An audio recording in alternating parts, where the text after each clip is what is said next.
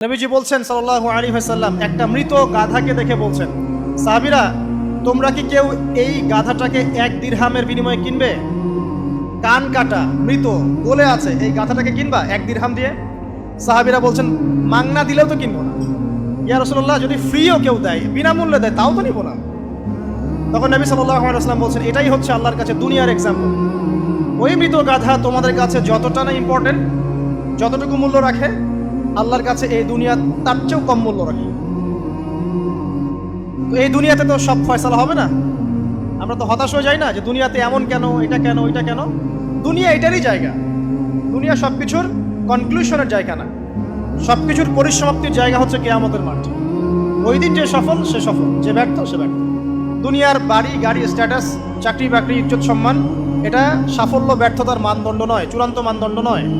চূড়ান্ত মানদণ্ড কি? ফামান যুহজিহা আনিন নার ওয়া উদখিলাল জান্নাহ ফাকাদ ফাজ। যাকে জাহান্নাম থেকে বাঁচানো হবে, জান্নাতে প্রবেশ করানো হবে, পুলসিরাত পার হতে পারবে, এই একমাত্র ব্যক্তি সফল। সাফল্যের সংজ্ঞাটা জেনে রাখবেন, তাহলে আপনি দুনিয়াতে হতাশ হবেন না ইনশাআল্লাহ। এবার কি হলো, যখন আদম আলাইহিস সালাম সমস্ত নাম শিক্ষা দেওয়া সমস্ত নাম বলে দিলেন, এখানে নাম মানে কিন্তু খালি নাম নয়, জ্ঞান বলে দিলেন, তখন আল্লাহ রাব্বুল আলামিন ফেরেশতাদেরকে বললেন তোমরা সবাই এখন আদমকে সিজদা করো। ওয়া ইয কুলনা লিল মালাইকাতি ইসজুদু লি আদম। আল্লাহ পাক এবার বলছেন আমি সমস্ত মালায়েকাকে বললাম তোমরা আদমকে সিজদা করো। ফাসাজাদু, সবাই সিজদা করলো, ইল্লা ইবলিস, ইবলিস সিজদা করলো না। কেন করলে না? ইবলিসকে বলা হচ্ছে ইয়া ইবলিস মা মানাকা আল্লা তাসজুদা ইয আমারতুক। তোমাকে কে নিষেধ করলো সিজদা করতে ওই আদমকে যাকে আমি আদেশ করেছি? কে নিষেধ করলো? তখন ইবলিস বলছে খলাকতানি মিন নার ওয়া খলাকতাহু মিন তিন। আমাকে সৃষ্টি করেছেন আগুন দিয়ে আর আদমকে সৃষ্টি করেছেন মাটি দিয়ে, আমি কিভাবে তাকে সিজদা করতে পারি? ইবলিস বলতে চাইলো যে আপনি যে বলছেন আদমকে সিজদা করো, আদম তো মাটির তৈরি, আমি তো আগুনের তৈরি, তাহলে আপনি ভুল বলছেন। নাউজুবিল্লাহ। আগুন কেন মাটির সামনে নত হবে? মাটি আগুনের সামনে নত হওয়া উচিত। তার কেয়াস হচ্ছে এমন। কেয়াস মানে কি? তার এটা কি? হ্যাঁ, তার এটা যুক্তি, তার এটা যুক্তি এবং দর্শন যে আমি কেন তাকে সিজদা করব? আমি তো আগুনের তৈরি আর আদম হচ্ছে মাটির তৈরি। তো খলাকতাহু মিন নার ওয়া খলাকতানি মিন তিন, খলাকতানি মিন নার ওয়া খলাকতাহু মিন তিন। আমাকে সৃষ্টি করেছেন আগুন দিয়ে, আদমকে সৃষ্টি করেছেন মাটি দিয়ে। আবা ওয়াস্তাকবারা, আল্লাহ পাক বলছেন সে উদ্ধত হলো এবং অহংকার প্রদর্শন করল। আর আল্লাহ পাক অনেক কিছু মাফ করে দেন, কিছু কিছু বিষয় আল্লাহ পাক মোটেই পছন্দ করেন। তার মধ্যে একটা হচ্ছে অহংকার, তার মধ্যে একটা হচ্ছে শিরক, তার মধ্যে একটা হচ্ছে অন্যের হক নষ্ট করা, তার মধ্যে একটা হচ্ছে আদম সন্তানকে হত্যা করা, তার মধ্যে একটা হচ্ছে বৃদ্ধ বয়সে ব্যভিচার করা, তার মধ্যে একটা হচ্ছে মুরতাদ হয়ে যাওয়া। ওই যে খ্রিস্টান হয়ে যাচ্ছেন না, খালি মরেন তারপর বুঝবেন, খালি মালাকুল মউত আসুন তারপর বুঝবেন। আল্লাহ রাব্বুল আলামিন বলছেন তার রাসূলের মাধ্যমে, কেউ যদি সাক্ষ্য দেয় আল্লাহ ছাড়া কোনো মাবুদ নাই, মুহাম্মদ সাল্লাল্লাহু আলাইহি ওয়াসাল্লাম শেষ নবী, ঈসা ইবনে মারইয়াম আল্লাহর প্রেরিত নবী, আল্লাহর পুত্র নন, জান্নাত সত্য এবং জাহান্নাম সত্য, এই 5টা বিষয় যদি কেউ সাক্ষ্য দেয় ইনশাআল্লাহ সে জান্নাতে যাবে, তার আমল যেমনই হোক না কেন। টাকার বিনিময়ে, চাকরির বিনিময়ে, সমাজ সেবার নামে আর চিকিৎসার নামে ঈমান বিক্রি করে ফেললেন। সুবহানাল্লাহ, সুবহানাল্লাহ। তোমাদের এই পৃথিবীতে বেঁচে থাকার চাইতে মাটির তলে চলে যাওয়া ভালো। আবর্জনার কোনো প্রয়োজন নাই আল্লাহর এই জমিনে। এই মুসলিম উম্মার আবর্জনার কোনো প্রয়োজন নাই। এই মুসলিম উম্মার ইমানদার সাহসী তরুণ প্রজন্মের দরকার। আল্লাহ পাক কবুল করুন, আমিন। এরপরে কি হলো? ইবলিস সিজদা করলো না। আবা ওয়াস্তাকবার, সে উদ্ধত হলো এবং অহংকার প্রদর্শন করলো। এবার আল্লাহ পাক জিজ্ঞাসা করলেন কেন করলে না, কেন করলে না? সে বললো যে আগুন দিয়ে সৃষ্টি করেছেন আমাকে, তাকে সৃষ্টি করেছেন আপনি মাটি দিয়ে, সো আপনি ভুল আমি সঠিক, আমি কেন তাকে সিজদা করব? আল্লাহ পাক তখন আর তার প্রতি রহম করলেন না। আল্লাহ পাক তখন তাকে বলছেন ফখরুজ মিনহা, এখান থেকে বেরো। আল্লাহ পাক যেমন গফুর রহিম, আরহামুর রহিমিন, ঠিক তেমনি আল্লাহ পাক শাদীদুল ইকাব, কঠিন শাস্তিদাতাও বটে। আল্লাহ পাক শুধু কি দয়াই করবেন, শাস্তি দিবেন না? দিবেন। ফখরুজ, অপদস্থ হয়ে, লাঞ্ছিত হয়ে এখান থেকে বের হয়ে যাও। এখানে অহংকার করার অধিকার তোমাকে দেওয়া হয় না, এখান থেকে বের হয়ে যাও। এবার ইবলিস বের হয়ে যাচ্ছে। বের হয়ে যাওয়ার সময় ইবলিস বলছে রব্বি। কি বলছে? রব্বি। দেখেন ইবলিস আল্লাহকে বলছে রব্বি, মানে ইবলিস আস্তিক, ইবলিস কি আস্তিক ইবলিস আল্লাহ বিশ্বাস করে। ইবলিস বলছে রব্বি, হে আমার রব, আনজিরনি ইলা ইয়াউমি ইউবআসুন, আমাকে কিয়ামত দিবস পর্যন্ত অবকাশ দেন। আমাকে তো বের করে দিচ্ছেন, ঠিক আছে, আমাকে কিয়ামত দিবস পর্যন্ত অবকাশ দেন। শব্দ চয়ন হচ্ছে রব্বি, হে আমার রব, মানে ইবলিস কিন্তু নাস্তিক না। তাহলে এখন যারা এই যে এথিজমে বিশ্বাস করছেন, আসলে এরা কেউ নাস্তিক না, এরা ইসলাম বিদ্বেষী। কখনো দেখবেন না তাদেরকে অন্য ধর্মের কোনো বিষয় নিয়ে কটু মন্তব্য করছে, প্রশ্ন উত্থাপন করছে, এমনটা খুব কমই দেখবেন। এদের যত মাথা ব্যথা ইসলাম নিয়ে। এখানে দেখেন ইবলিসের কথা বলছি, ইবলিস কিন্তু আস্তিক। ইবলিস কি বলছে? রব্বি আনজিরনি ইলা ইয়াউমি ইউবআসুন, হে আমার রব। ইবলিস জানে যে আল্লাহ তার রব। ওই যে সূরা হাশরের শেষের দিকে পড়ে দেখবেন ইবলিস বলে উকফুর, তোমরা কুফরি করো। তারপরে মানুষ যখন কুফরি করে সে বলে আমি ইন্নী আখাফুল্লাহ রাব্বাল আলামিন, আমি আল্লাহকে ভয় করি যে জগৎ সমূহের প্রতিপালক। শয়তানকে মানুষকে জিজ্ঞাসা করবে জাহান্নামীরা, তুমি আমাদেরকে পথভ্রষ্ট করেছে। শয়তান বলবে আমি কিচ্ছু করি নাই, আমি তোমাদেরকে কোনো কাজে ফোর্স করি নাই, আমি শুধু তোমাদেরকে ওয়াসওয়াসা দিয়েছি, তোমরা নিজেরাই কাজ করছো। ফালা তালুমুনি ওয়ালুমু আনফুসাকুম, সূরা ইব্রাহিম পড়ে দেখেন। শয়তান বলবে তোমরা আমাকে লানত করো না, নিজেদেরকেই লানত করো, আমি তো তোমাদেরকে বাধ্য করে কাজ করাই নাই, তোমরা নিজেরাই করেছো এই কাজ। আসুন সামনে যাই। এবার আল্লাহ পাক যখন ইবলিসকে বের করে দিলেন, সে বলছে আমাকে কিয়ামত পর্যন্ত অবকাশ দিন। কিয়ামত পর্যন্ত অবকাশ নিয়ে ইবলিস কি করবে? উত্তর, ইবলিস বলছে ফাবিমা আগওয়াইতানি, হে আল্লাহ, যে কারণে বা যে আদমের কারণে আপনি আমাকে এখান থেকে বের করে দিলেন, লাআকউদান্না লাহুম সিরাতাকাল মুস্তাকিম, আমি সে আদম সন্তানের সরল পথে ওত পেতে বসে থাকব। শয়তানের কথা কি মনে থাকবে যুবক ভাইরা? শয়তানের চ্যালেঞ্জ কি? আমি আদম সন্তানের সরল পথে ওত পেতে বসে থাকবো, মানে আমার আপনার সবার পথে সে ওত পেতে বসে আছে। এটা যদি মাথায় থাকে তাহলে জীবনে চলা সহজ হয় না? আর কি করবো? সুম্মা লাআতিয়ান্না মিন বাইনি আইদিহিম, শুধু বসেই থাকবো না, আমি আসবো তাদের সামন থেকে, ওয়া মিন খালফিহিম, তাদের পিছন থেকে, ওয়া আন আইমানিহিম, তাদের ডান দিক থেকে, ওয়া আন শামাইলিহিম, তাদের বাম দিক থেকে, ওয়ালা তাজিদু আকসারাহুম শাকিরিন, হে আল্লাহ, আপনি বেশিরভাগ আদম সন্তানকে শুকরগুজার পাবেন না। কার কথা? শয়তানের এই কথাটা কি সত্য না মিথ্যা? এখন বেশিরভাগ লোক নামাজ পড়ে না পড়ে না? পড়ে? পড়ে না। বেশিরভাগ মুসলিমের দাড়ি আছে না নাই? বেশিরভাগ মুসলিম সুদ খায় না খায় না? এখন বেশিরভাগ তরুণ প্রজন্ম জেনায় আছে না নাই? পর্নোগ্রাফি সবাই দেখে না দেখে না? অন্যের সম্পদ আত্মসাৎ মানুষ করছে না? দুর্নীতি করছে না? ঘুষ খাচ্ছে না? ইসলামের বিধান 100% পালন করে কত পার্সেন্ট মানুষ? খুব কম।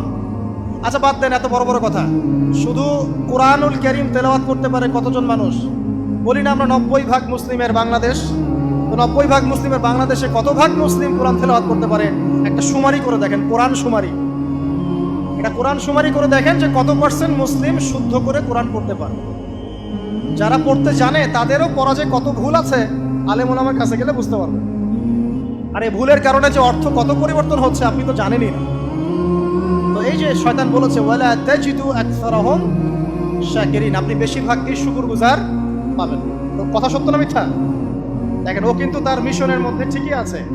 কথা যে সত্য তার প্রমাণ সহিহ বুখারীর একটা হাদিস, যেটা 4 বার এসেছে বুখারীর মধ্যে, যে আদম আলাইহিস সালামকে ডাকা হবে কিয়ামতের মাঠে, ডেকে বলা হবে তোমার সন্তানদের মধ্য থেকে জাহান্নামীদেরকে আলাদা করে দাও। আদম আলাইহিস সালাম বলবেন কতজনকে আলাদা করে দিব? আল্লাহ পাক বলবেন প্রতি 1099 জনকে জাহান্নামের জন্য আলাদা করে দাও। শয়তানের কথা ঠিক না বেঠিক? এবার আল্লাহ রাব্বুল আলামিন তাকে বের করে দিলেন। ইবলিস এবার বের হয়ে গেল, চ্যালেঞ্জও করলো। এবার আল্লাহ পাক আদম আলাইহিস সালামকে ডেকে বলছে ইয়া আদম, এবার আদম আলাইহিস সালামের এই যে পাঁজর মানে বুকের পাঁজর, এখান থেকে তার সঙ্গিনীকে সৃষ্টি করা হবে। কারণ আদম আলাইহিস সালাম একাকী ছিলেন, একা একাকী থাকা যায়? একা একা থাকতে কষ্ট হয় না? একজন জীবন সঙ্গী লাগে না? তো আদম আলাইহিস সালামের এই বাম পাঁজরের হাড় থেকে হাওয়া আলাইহিস সালামকে সৃষ্টি করা হবে।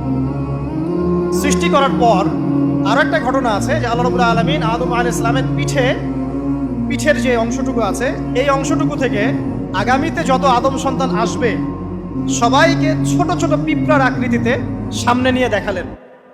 সুবহানাল্লাহ। যত আদম সন্তান আসবে আল্লাহ পাক সবাইকে আদমের সামনে দেখালেন এবং বললেন এই যে শুভ্র অংশ যারা, মানে সাদা অংশ যারা, তারা তোমার সন্তানদের মধ্য থেকে সবাই জান্নাতি। আর তোমার এই যে বাম পাশে যেগুলো কালো কালো ছোট ছোট আকৃতি দেখছো, এগুলো সব তোমার সন্তানদের মধ্য থেকে জাহান্নামী। আমরা দোয়া করি আমরা তাদের অন্তর্ভুক্ত না হই। এবার আল্লাহ পাক সবাইকে বললেন, সূরা আরাফের মধ্যে আসছে 182 নম্বর আয়াতে মনে হয়, আল্লাহ পাক বলেন আলাস্তু বিরব্বিকুম, হে আদমের সন্তানরা, আমি কি তোমার রব নই? আমি কি তোমাদের রব নই? আলাস্তু বিরব্বিকুম, আমি কি তোমাদের রব নই? আলাস্তু বিরব্বিকুম, আমি কি তোমাদের রব নই? আমরা সবাই তখন বলেছিলাম বালা ইয়া রব্বি, অবশ্যই আপনি আমাদের রব। আমরা এখন ভুলে গেছি না? আমরা সবাই এই সাক্ষী দিয়ে আসছি রুহের জগতে। আর রুহের জগৎ বলে একটা জগৎ আছে, অনেক জগৎ আছে। রুহের জগৎ একটা, দুনিয়ার জগৎ একটা, জিন জাতির জগৎ আলাদা, বারজাখ পরকালে যে কবরে রাখার পরে বারজাখের জগৎ একটা, আর দারুল করার যেটা হবে একদম জান্নাত জাহান্নাম, ওটা আরেকটা জগৎ। এই যে মহাবিশ্ব যে সম্প্রসারিত হচ্ছে, এক এক গ্যালাক্সিতে এক একটা জগৎ না, এরকম বহু জগৎ আছে। রুহের জগতে আমরা এই ওয়াদা আল্লাহর কাছে করে এসেছি। এটাকে আহদে আলাস্তু বলে। কি বলে? আহদে আলাস্তু, মানে আলাস্তু বিরব্বিকুম, আমি কি তোমাদের রব নই? আমরা বলেছিলাম হ্যাঁ আপনি আমাদের রব। একটা মজার কথা আছে এখানে, যখন আদম আলাইহিস সালাম দেখছিলেন তার সন্তানদেরকে সাদা সাদা আকৃতি ছোট ছোট, এর মধ্যে একটা সন্তানকে দেখে, একজন সন্তানকে দেখে তার প্রচন্ড ভালো লেগেছিল এবং তিনি অত্যন্ত সুদর্শন ছিলেন। তাকে দেখে তার প্রচন্ড রকম ভালো লেগেছিল। আল্লাহ পাককে তিনি জিজ্ঞাসা করলেন, হে আল্লাহ, আমার সন্তানদের মধ্যে কে, এই সুন্দর সন্তান কে? আল্লাহ পাক বললেন, সে হচ্ছে তোমার সন্তান দাউদ। কি নাম? দাউদ আলাইহিস সালাম। আর আপনাকে বলে রাখি, আদম আলাইহিস সালামের ব্যাপারে যেমন আল্লাহ পাক বলেছেন আদম আমার খলিফা, ঠিক দাউদ আলাইহিস সালাম সম্পর্কেও আল্লাহ পাক বলেছেন দাউদ আমার খলিফা। বুঝতে পারলেন? কোথায় আছে? সূরা সাদ পড়ে দেখেন। ঠিক আদম আলাইহিস সালাম সম্পর্কে আল্লাহ পাক বলেছেন না যে আমি পৃথিবীতে খলিফা পাঠাচ্ছি, ঠিক দাউদ আলাইহিস সালাম সম্পর্কেও আল্লাহ পাক বলেছেন দাউদ আমার খলিফা। ইয়া দাউদ ইন্না জাআলনাকা খলিফাতান ফিল আরদ ফাহকুম বাইনান নাসি বিল হক ওয়া লা তাত্তাবি'ল হাওয়া। আয়াতটা পড়ে দেখবেন, ওইদিকে আমি পরে আসছি। তো ওই সন্তানকে দেখে তার এত ভালো লাগলো, আল্লাহর কাছে তিনি জিজ্ঞাসা করছেন, হে আল্লাহ, আমার এই সন্তানের হায়াত কত? আল্লাহ পাক বলছেন, তোমার এই সন্তানের হায়াত হচ্ছে 60 বছর। কত বছর? 60 বছর। আর আমাদের উম্মতে মুহাম্মাদের কিন্তু গড় আয়ু এরকম 60-65, এর বেশি না গড় আয়ু। তখন আদম আলাইহিস সালাম বলেন, আল্লাহ, আমার হায়াত থেকে তাকে 40 বছর দিয়ে দাও। আমার হায়াত থেকে তাকে 40 বছর দিয়ে দাও। আল্লাহ পাক তাকে 40 বছর দিয়ে দিলেন। তাই আদম আলাইহিস সালামের 1000 বছর হায়াত হয়ে গেল 960 বছর, আর দাউদ আলাইহিস সালামের 40 বছর হায়াত হয়ে গেল 100 বছর। এখন আসেন এই জায়গায় যে আদম আলাইহিস সালাম এবং দাউদ আলাইহিস সালাম দুইজনকে আল্লাহ পাক কি বলেছেন? খলিফা। খলিফা কে? খলিফা কাকে বলে? এটা একটু শুনে নি ছোট্ট করে। সূরা সাদ পড়বেন 24 কি 26 নম্বর আয়াত। আল্লাহ পাক বলছেন, ইয়া দাউদ, হে দাউদ, খলিফার কাজ কি এটা শোনেন। হে দাউদ, ইন্না জাআলনাকা খলিফাতান ফিল আরদ, নিশ্চয়ই আমি আল্লাহ তোমাকে পৃথিবীতে খলিফা করেছি। কি করেছি? খলিফা করেছি। তোমার কাজ কি? ফাহকুম বাইনান নাসি বিল হক, মানুষের মাঝে আল্লাহর বিধান দ্বারা হকের মানদণ্ডে বিচার ফয়সালা করবে। আর আল্লাহর খলিফার দায়িত্ব কি? আল্লাহর বিধান দ্বারা বিচার ফয়সালা করা। ওয়ালা তাত্তাবি'ল হাওয়া, তুমি নিজের প্রবৃত্তির অনুসরণ করবে না। ফায়ুদিল্লাকা আন সাবিলিল্লাহ, তাহলে তোমাকে এটা সরল পথ থেকে বিচ্যুত করে দেবে। ইন্নাল্লাযীনা ইউদিল্লুনা আন সাবিলিল্লাহ, নিশ্চয় যারা আল্লাহর পথ থেকে বিচ্যুত হয়ে যায়, লাহুম আযাবুন শাদীদ, তাদের জন্য কঠিন শাস্তি আছে। বিমা নাসু ইয়াউমাল হিসাব, এই কারণে যে তারা হিসাবের দিনটা ভুলে গেছে। এই আয়াত থেকে খলিফার ফাংশন বুঝতে পারলেন? খলিফার ফাংশন কি? আপনি যা ইচ্ছা তাই ফয়সালা করবেন, নিজের মন গড়া যা ইচ্ছা রচনা করবেন। ফাহকুম বাইনান নাসি বিল হক, মানুষের মধ্যে হকের মানদণ্ডে বিচার ফয়সালা করুন। হকটা কি জিনিস? আমার দর্শন হক, আমার ফিলোসফি হক, আমার যুক্তি, আমার বিজ্ঞান, এগুলোই হকের মানদণ্ড। হকের মানদণ্ড কি? কোথায় উত্তর আছে? কোরআনেই উত্তর আছে। কোন সূরা? সূরা কাহফ। কত নম্বর আয়াত? আয়াত নাম্বার 29। আল্লাহ পাক বলছেন, ওয়াকুলিল হাক্কু মির রাব্বিকুম, হক সেটাই যা তোমার রবের পক্ষ থেকে নাযিল। কথা কি ক্লিয়ার? হক কি জিনিস? যা তোমার রবের পক্ষ থেকে নাজিল হয়। ফামান শাআ ফালইউমিন, যার ইচ্ছা হয় সে স্বীকার করুক। ওয়ামান শাআ ফালইয়াকফুর, যার ইচ্ছা হয় সে অস্বীকার করুক। ইন্না আ'তাদনা লিযালিমিনা নারান, অস্বীকারী জালেমদের জন্য আমি আগুন প্রস্তুত করে রেখেছি। তো এখানে আপনি হকের সংজ্ঞা পেলেন এবং হকের মানদণ্ডে বিচার ফয়সালা করলে পরে খলিফা হয়। যদি আল্লাহ পাকের হকের মানদণ্ডে কেউ ফয়সালা না করে সে আল্লাহর খলিফা নয়, সে শয়তানের খলিফা। কথা কি ক্লিয়ার? আচ্ছা, এখন যদি আপনি বাধ্য হন কোনো ক্ষেত্রে সেটা আলাদা বিষয়, বাধ্য হয়েছেন সেটা আলাদা বিষয়, কিন্তু আকীদা স্পষ্ট থাকতে হবে যে আল্লাহ রাব্বুল আলামিনের বিধান চূড়ান্ত, এর উপর কোনো বিধান নাই। এখন আপনি আদম এবং দাউদ আলাইহিস সালামের মধ্যে একটা সম্পর্ক বুঝতে পারলেন। এবার আল্লাহ পাক আদম আলাইহিস সালামকে ডাকলেন, ডেকে বলছেন, আদম এবং হাওয়া, তোমরা দুজন উসকুন আনতা ওয়া যাওজুকাল জান্নাহ, এবার তুমি আর তোমার স্ত্রী হাওয়া তোমরা জান্নাতে থাকো। ফাকুলা মিনহা রাগাদান হাইথু শি'তুমা, জান্নাতের যেখান থেকে ইচ্ছা তোমরা ফল খাও বা যা ইচ্ছা তাই করো, সবকিছু উন্মুক্ত তোমাদের জন্য জান্নাতে। একটা বিষয়, ওয়ালা তাকরাবা হাদিহিশ শাজারা, এই যে গাছটা দেখছো এই গাছের কাছেও যাবে না।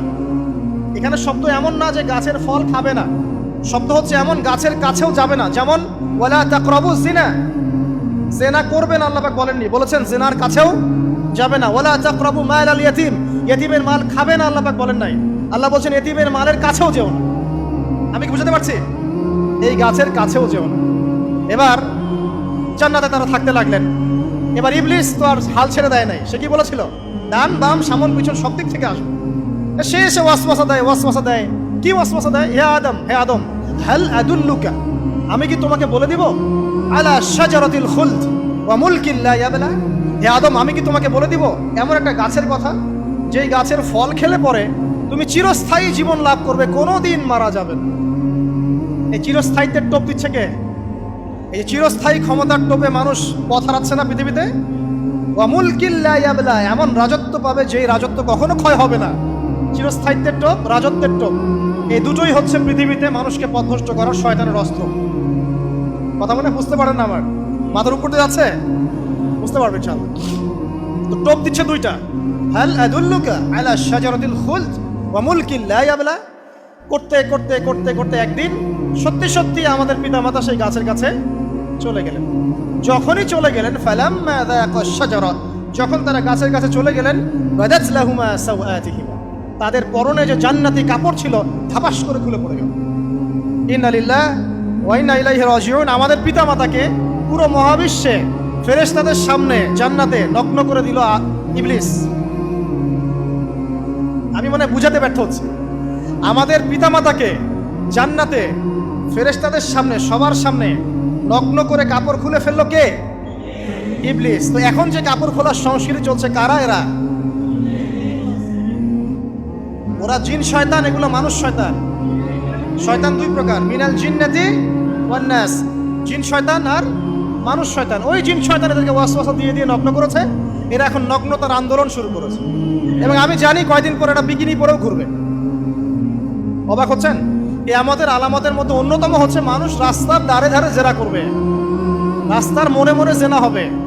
তখন তার সবচেয়ে ভালো মানুষ হবে সেই ব্যক্তি যে গিয়ে বলবে, বাবা তোমরা জেনা করছো, এই দেয়ালের পিছনে গিয়ে করতে পারলা না, সে হবে সবচেয়ে ভালো মানুষ।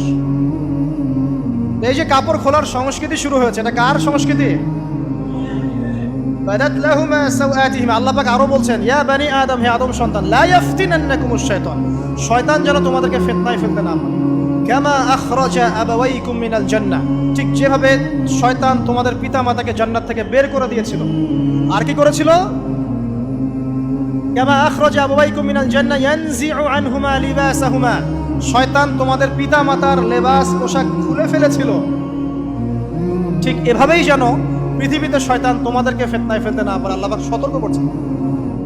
এখন কি বুঝতে পারছেন? এই নগ্নতার যে 6 লাভ, নগ্নতা, অশ্লীলতা, পর্নোগ্রাফি, বেহায়াপনা, ফ্রি মিক্সিং, নারীদেরকে নগ্ন করে রাস্তায় বের করে নিয়ে আসা, এগুলো কার এজেন্ডা? শয়তানের এজেন্ডা। এর উপর কোনো কথা নাই, কারণ কোরআনের উপর কোনো সত্য নাই।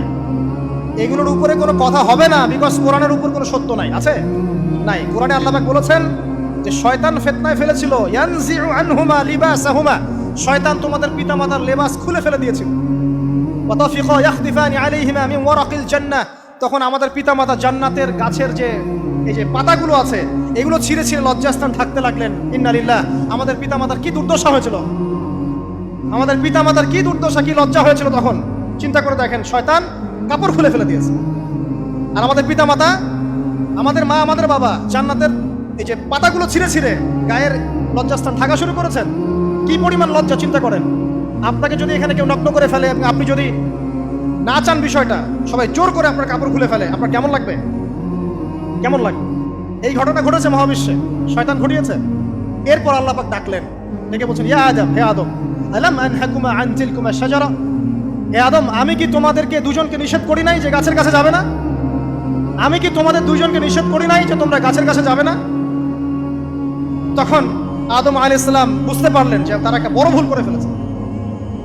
তারপর আল্লাহ রাব্বুল আলামিন দয়া পরবশ হয়ে আদম এবং হাওয়া আলাইহিস সালামকে কালিমা শিক্ষা দিলেন, তওবার কালিমা, যেই কালিমা দিয়ে তারা তওবা করতে পারেন।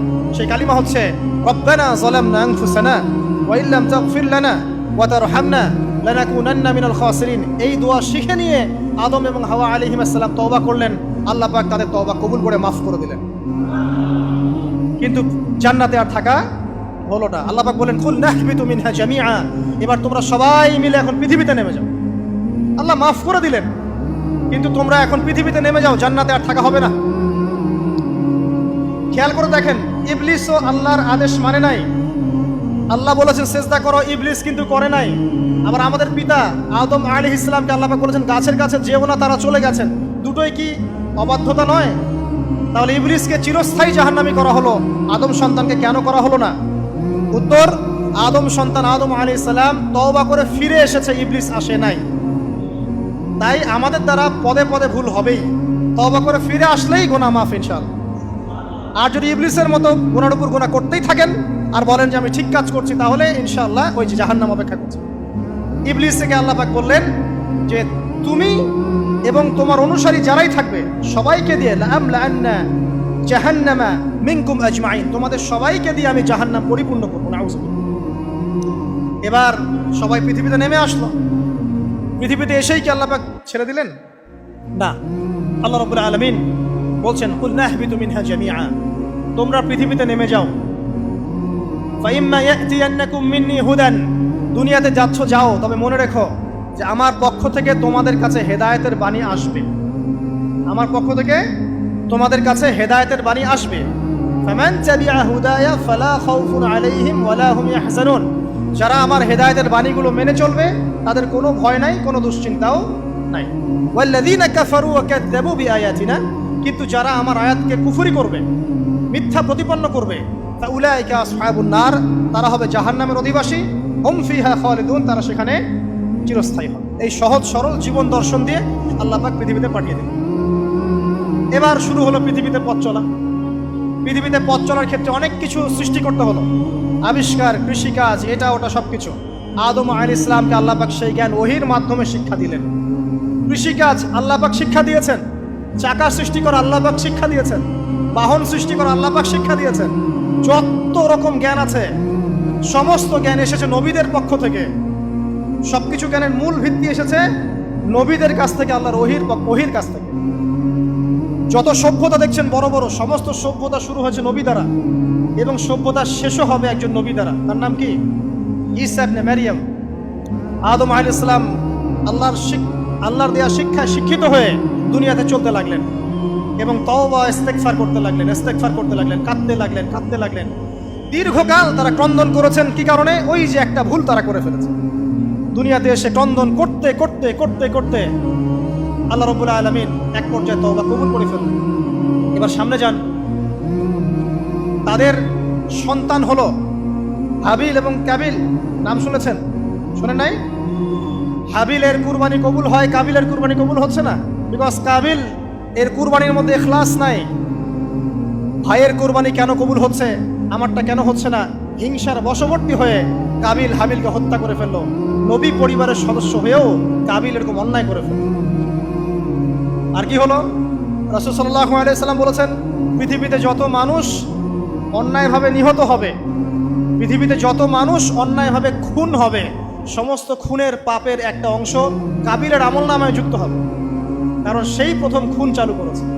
এই যে আজকে গুনাহে জারিয়া চালু করছেন না, সুদী এনজিও, সুদী সমিতি, সিনেমা হল, এইটা ওইটা, মদের বার, যত গুনাহে জারিয়া চালু করছেন, মৃত্যু হবে, কবরে যাবেন ঠিকই, কিন্তু গুনাহ কমবে না ইনশাআল্লাহ। মনে করেন একজন নগ্ন ছবিতে অভিনয় করেছে, ঠিক আছে, এখন নাই পৃথিবীতে, বা কেউ অশ্লীল গান বাজনা করে দুনিয়া থেকে বিদায় নিয়েছে, দুনিয়াতে তার গান এখনো বাজছে, সে কবরে শুয়ে শুয়েই সেই গুনাহগুলো পাচ্ছে। ঠিক আপনি যদি এখন ভালো কোনো কাজ করেন, দিনই কোনো ভালো কাজ করেন, মসজিদ হোক, মাদ্রাসা হোক, এতিমখানা হোক, বিধবাদের কোনো প্রকল্প হোক, বৃদ্ধাশ্রম হোক, মানবতার কোনো কল্যাণমূলক কাজ হোক, মৃত্যুর পরেও ইনশাল্লাহ আপনি নেকি পেতে থাকবেন। সদকায়ে জারিয়া আর গুনাহে জারিয়া ভালো করে বুঝবেন। একটা গুনাহ করে মাফ নেওয়া আলাদা বিষয়, আর গুনাহ চলতে থাকাটা আরেকটা বিষয়। আল্লাহ আমাদেরকে হেফাজত করুন, আমিন। নবী পরিবার এগিয়ে গেল এবং তাদের সময়ে তারা শুধু ক্রন্দন করেছেন, ইবাদত করেছেন, আল্লাহর কাছে ইস্তেগফার করেছেন এবং ওই যে জান্নাতে ফিরে যাওয়ার জন্য তারা আপ্রাণ চেষ্টা করেছেন। এক পর্যায়ে আদম আলাইহিস সালামের বয়স যখন 960 বছর হলো, আল্লাহ রাব্বুল আলামিন তাকে ওফাত দিলেন, তার ইন্তেকাল হয়ে গেল। ইন্না লিল্লাহি ওয়া ইন্না ইলাইহি রাজিউন। এরপরেও নবী পরিবার চলতে লাগলো, চলতে চলতে পরবর্তীতে আসলেন নূহ আলাইহিস সালাম, তারপরে ইব্রাহিম, আদ জাতি, তারপর সামুদ, তারপরে শুআয়ব, কওমে মাদিয়ান, মূসা, দাউদ, সুলাইমান, ইসহাক, ইয়াকুব। নবী পরিবার চলতেই লাগলো। এক পর্যায়ে ঈসা আলাইহিস সালামের পরে মুহাম্মদ সাল্লাল্লাহু আলাইহি ওয়াসাল্লামের মধ্য দিয়ে নবীদের সিলসিলা আল্লাহ পাক শেষ করে দিলেন। এভাবেই সভ্যতা এগিয়ে গেছে, এভাবেই আমাদের পিতামাতার হাত ধরে জ্ঞান পৃথিবীতে এসেছে এবং ওই যে শয়তানের মিথ্যা প্রলোভন, প্রতারণা, এর ফলশ্রুতিতে ওই যে আমাদের পিতামাতার গা থেকে কাপড় খুলে পড়লো, আল্লাহ পাক রাগান্বিত হয়ে সবাইকে দুনিয়াতে নামিয়ে দিলেন, ইবলিসকে চিরস্থায়ী জাহান্নামী ঘোষণা করলেন। কিন্তু আমাদের পিতামাতার ক্রন্দন, তওবা, ইস্তেগফার, আমলের বদৌলতে, আল্লাহর রহমতে আল্লাহ পাক পিতামাতাকে মাফ করে দিলেন। এভাবেই মানব জাতি এগিয়ে যাচ্ছে। আজকে আমরা এই পর্যায়ে পর্যন্ত এসেছি। আদম আলাইহিস সালামের এই সংক্ষিপ্ত জীবনী থেকে আমরা কি শিখলাম?